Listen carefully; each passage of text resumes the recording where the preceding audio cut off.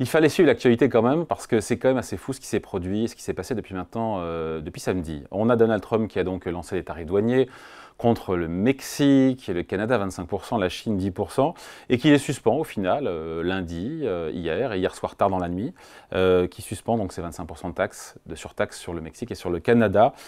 Après les avoir annoncés, je le rappelle encore une fois, en fanfare le week-end dernier. Bonjour Jean-Marc. Bonjour David, bonjour tout le monde. Jean-Marc Vittori, éditorialiste aux Échos. On s'ennuie pas avec Donald Trump, hein. Alors, Ah oui, ça oui. bon, c'est un sursis d'un mois, il faut le dire, à la fois pour le Mexique et pour le Canada. Et certes, on a vu, avec une mise en scène, présidente du Mexique et Justin Trudeau aussi pour le Canada, qui sont engagés à renforcer la lutte contre le trafic de fentanyl aux États-Unis. Mais c'est comme une série de coups de théâtre. À quoi joue Donald Trump? Moi, c'était ma seule question. Il joue au marchand de tapis. La réponse est toute simple et ce n'est que le début. La question suivante, c'est qu'est-ce qu'on va se prendre nous, l'Europe? Mais vous voyez bien, il est totalement imprévisible. Il va faire pression sur des choses qu'on n'imagine pas forcément. Donc, vous avez évoqué hein, le Mexique et le Canada, qui étaient a priori des alliés commerciaux des États-Unis, puisqu'il y avait un accord commercial entre ces trois pays qui avait été renégocié par Trump lui-même lors de son premier mandat. Donc, il n'avait pas annoncé qu'il mettrait des mesures sur ces deux pays dans sa campagne. Il a annoncé, après avoir été élu, qu'il s'attaquerait d'abord à ces deux pays. Il l'a fait. Ensuite, il suspend. Il suspend pourquoi? Parce que dans leur discours politique, la présidente mexicaine en public et le Premier ministre canadien en privé, ils ont employé deux mots. C'est fentanyl, vous l'avez cité, mais aussi 10 000 policiers supplémentaires aux frontières. Ça va être le cas au sud comme au nord. Et donc voilà. Et en échange, un mois de répit. Et donc, ça va être ça tout le temps. Si vous regardez ce que Donald Trump demande à l'Ukraine, il dit qu'il va continuer l'aide financière, pardon, l'aide financière à l'Ukraine. Donc là, on n'est pas dans le commerce international. Mais en échange, il veut avoir la garantie de l'accès des États-Unis aux terres rares ukrainiennes. Et si vous regardez ce qui se passe en Chine, maintenant, la Chine a rétorqué immédiatement aux mesures qui ont été annoncées, qui concernent donc non seulement le Canada et le Mexique, mais aussi la Chine. La Chine est moins taxée, puisque c'est seulement 10%, alors qu'il avait dit 60% pendant sa campagne. C'est seulement, entre guillemets, 10%, au moins dans un premier temps. La Chine répond en disant, ah ben nous, on va taxer les importations de gaz et de pétrole russe, mais on va aussi devenir beaucoup plus regardant sur les exportations de terres rares vers les États-Unis, c'est-à-dire donc Donald Trump savait que la Chine ferait un chantage sur les terres rares, c'était annoncé, il y avait déjà eu des précédents, et du coup, il essaie de récupérer sur l'Ukraine ce qu'il pourrait perdre avec la Chine. Juste, voilà, quelques éléments pour vous montrer, on va être dans le marchandage permanent pendant 4 ans, ça va paraître très très long. Ouais. Après, encore une fois, Trump a précisé que les négociations étaient encore une fois en mode pause pendant un mois, que ce soit avec le Canada et le Mexique, donc rien n'est réglé de manière définitive, encore une fois. Non, non, c'est le marchandage permanent, avec sans arrêt de la pression, au mois le mois. Et donc là, ça ne fait que commencer, parce que là, on a Mexique, Canada, Chine. La cible suivante, ça va être C'est nous. l'Europe. Mm. Et on ne sait absolument pas comment il va le faire. Est-ce qu'il va le faire sur l'ensemble de l'Europe? Est-ce qu'il va essayer, plus vraisemblablement, c'est ce qu'il va faire d'ailleurs, essayer de jouer les pays l'un contre l'autre? Donc, est-ce qu'il va taxer surtout l'automobile, ce qui visera l'Allemagne? Est-ce qu'il va taxer l'aéronautique et le vin, ce qui viserait plutôt la France? Est-ce qu'il va essayer de taxer le Lego, qui est danois, pour faire pression sur Copenhague afin de récupérer le Groenland? Ça va être permanent, pays par Mais pays, est-ce que ça marche, produit par Jean-Marc? produit. Est-ce que ça marche? Est-ce qu'il y a eu gain de cause? Parce que là, sur le Mexique, surtout le Mexique, et pas moins le Canada, parce que je vois pas trop le rapport entre le fentanyl et le Canada, mais la réduction des flux migratoires, sur les volumes de fentanyl qui arrivent du Mexique, est-ce qu'il y a eu gain de cause? Est-ce que quelque part, ok, c'est du marchandage, c'est marchand de tapis, mais ça fonctionne puisqu'il y a 10 000 policiers militaires à la frontière avec le Mexique et que la présidente mexicaine s'est engagée à lutter contre le trafic? Bien, ce que fait Donald Trump pour l'instant, c'est qu'il remporte des victoires symboliques. Il peut dire à son électorat, il peut dire aux Américains, voyez ce que j'ai déjà obtenu en ne faisant pratiquement rien. J'ai obtenu que les Mexicains, que les Canadiens renforcent davantage leurs frontières, que leur police collabore davantage avec la nôtre sur l'histoire du fentanyl. Voilà. Et il va entasser les victoires symboliques les unes après les autres. Et est-ce que ça change vraiment après quand vous regardez ce qui s'est passé lors du premier mandat de Donald Trump, ce qui se passe effectivement, réellement, ça l'intéresse beaucoup moins que ce qu'il peut brandir à la télévision et sur les réseaux sociaux. Et donc, pour l'instant, il se contente de victoires symboliques. La vraie question, c'est les gens qui sont avec lui, parce que on voit un rythme qui est très différent de celui qu'il avait eu par rapport à son premier mandat. Son premier mandat, il avait pris les premières mesures protectionnistes un an après être arrivé à la Maison-Blanche. Là, on voit bien que dans la semaine qui suit son arrivée, il commence sur un registre extrêmement large. Donc Mexique, Canada, Chine, Ukraine, Europe bientôt, et évidemment d'autres pays.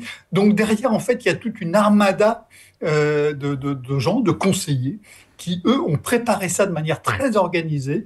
On a vraiment une attaque en série. Et donc, la vraie question, c'est que voudront ces conseillers-là? Quelle est leur vraie cible à eux? Et ça, pour l'instant, on en a une idée extrêmement vague. Ouais. Donc, les tarifs douaniers pour résoudre des problèmes de trafic de drogue à la frontière, c'est vrai que ça paraît pas évident. Après, il y a des objectifs économiques, parce c'est l'émission Ecorama sur Boursorama, et il y a des objectifs qui sont économiques. Il l'a dit qu'il voulait réindustrialiser les États-Unis, il a dit qu'il voulait réduire le déficit commercial. D'ailleurs, ça avait marché lors de son premier mandat, notamment avec la Chine. Les non, ça n'avait pas marché. Si on regarde sur le premier mandat, sur le déficit, si on regarde sur le premier mandat, c'est assez sur le amusant. déficit commercial bilatéral avec la Chine, il s'est un petit peu réduit. Info que j'ai lu dans les Échos d'ailleurs. Non, mais vous avez tout à fait raison. Et sur la Chine, oui, mais sur le déficit global des États-Unis, ça n'a rien changé. Absolument, Il y a un chiffre qui est absolument frappant. La baisse de l'excédent chinois vis-à-vis des États-Unis a été intégralement compensée à 1 ou 2 milliards près par la hausse des exportations du Mexique et du Vietnam vers les États-Unis. Et donc, ça n'a, sur le problème global du déficit commercial américain, ça n'a rien changé. Donc, sur le financement de ce déficit, ça n'a rien changé.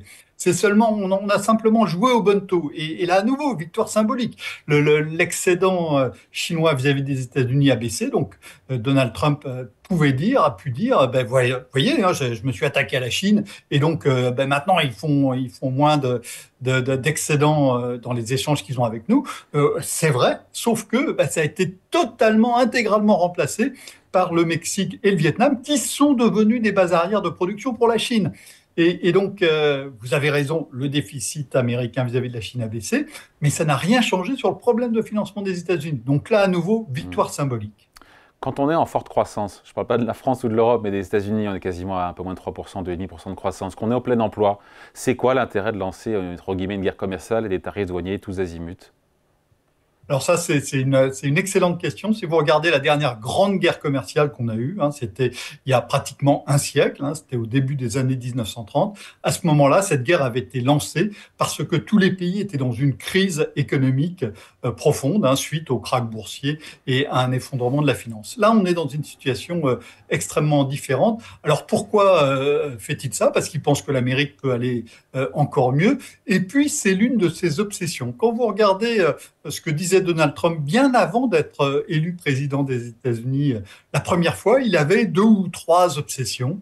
Il voulait des taux d'intérêt bas parce que son entreprise était très endettée, et il voulait que l'Europe finance davantage l'OTAN. Ça, il l'a dit bien avant d'être président. Donc ça, je parie que dans les chantages au commerce qu'on va avoir, il va y avoir cette dimension-là vis-à-vis de l'Europe. Il va y avoir, je vous mets des droits de douane très forts, mais si vous augmentez vos dépenses militaires, ça va être moins.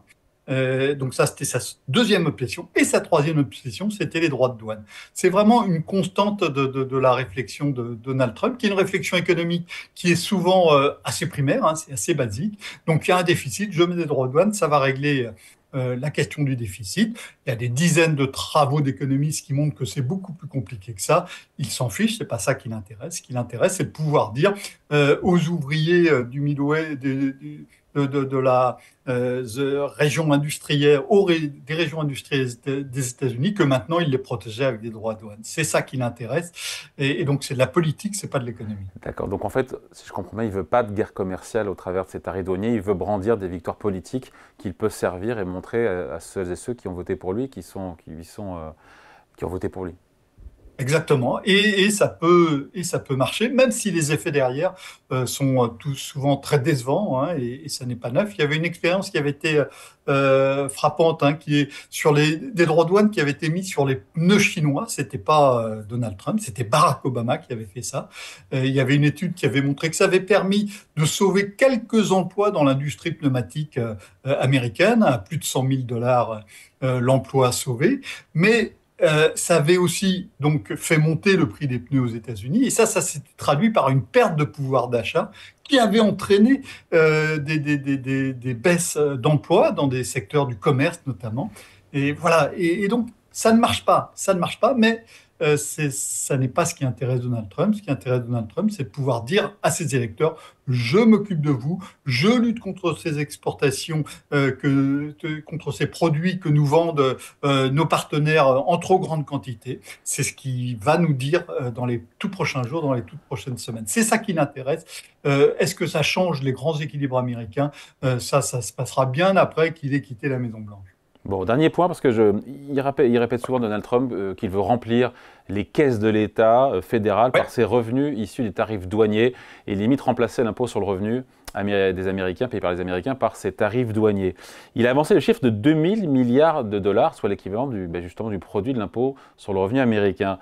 Possible ou pas possible? C'est totalement impossible. Alors, il y a une réminiscence, hein, là-dedans de ce qui se passait aux États-Unis il y a plus d'un siècle. À la fin du 19e siècle, quand il y avait eu les États-Unis avaient monté les droits de douane, les droits de douane finançaient à peu près la moitié du budget des États-Unis.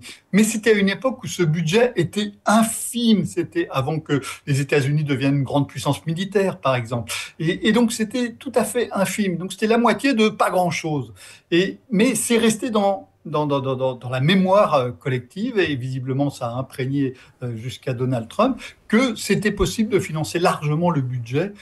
Aujourd'hui, si on arrivait aux 2000 milliards, ça voudrait dire une inflation absolument délirante aux États-Unis. Ça signifierait les droits de douane, hein, je le rappelle, il faut encore le dire encore et toujours, les droits de douane, ils ne sont pas payés par les pays qui vendent leurs produits à un autre pays, ils sont vendus par ils sont payés par les consommateurs du pays qui fixent les droits de douane. C'est comme ça que ça se passe. Et donc, s'il y a 2000 milliards de droits de douane supplémentaires qui rentrent, ça voudra dire que, en gros, les consommateurs américains, ils devront payer 2000 milliards de dollars supplémentaires pour faire leurs courses, ou bien que les entreprises prennent ça sur leur marge. Donc, soit ça sera sur les consommateurs, soit ça sera sur les entreprises et donc sur la bourse. Mais pour reprendre ce que disait Denis Ferrand sur la conjoncture française, il n'y a pas de free lunch, il n'y a pas de repas gratuit. Il y a quelqu'un qui devra payer ses droits de douane, et quelqu'un aux États-Unis. Ouais, d'ailleurs, Trump qui a admis il y a quelques jours que ces droits de douane pourraient, il a dit, faire souffrir les Américains.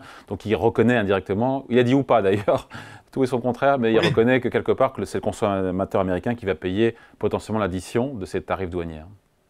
Mais oui, tout à fait, mais il sait en même temps, il sait même qu'il a besoin d'argent, et il va baisser les impôts, il veut baisser les impôts massivement aux États-Unis, et donc il a besoin, il faut faire rentrer de l'argent dans les caisses de l'État, et le seul moyen un peu efficace qu'il voit, c'est les droits de douane, et donc il arrive à ce chiffre absolument délirant de 2000 milliards de dollars. Je rappelle que 2000 milliards de dollars, c'était la promesse de baisse de dépenses publiques qu'avait fait Elon Musk avant d'arriver à son département de l'efficacité publique, et on sait bien que ça sera tout au plus de 300 milliards et qu'on n'atteindra absolument pas les 2000 milliards. Donc on a bien un écart complet entre un monde fantasmé, imaginé, et une réalité qui va être très différente de ce qui est dit.